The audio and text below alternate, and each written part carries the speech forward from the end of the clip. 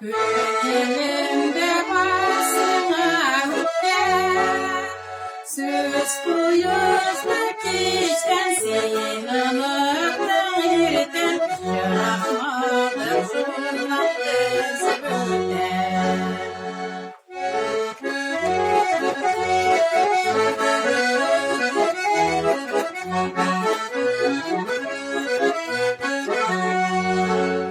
Yükelerden kusiz verkele yigitler yılmaysa yükkele yar bir gitme bulan seysep seygamlerge simeyi yetanı bir kelle.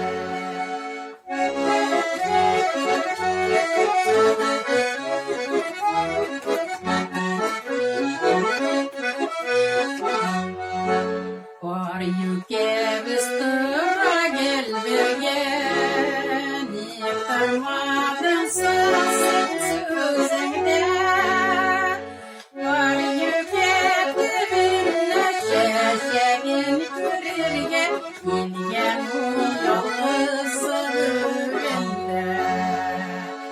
var yüke tübünle şeşegin kürürge bilgen bu yalnız sözünde bilgen bu yalnız sözünde.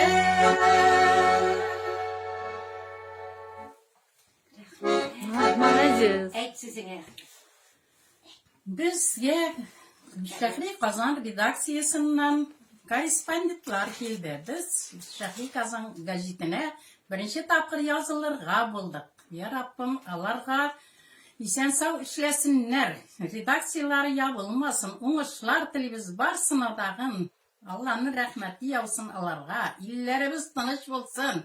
Gitken soldatlarımız isen sağ simyalarına kaytıp kuanıp şaplanıp yaşarga nasip etse idi ya Rabbim. Cumğa günler.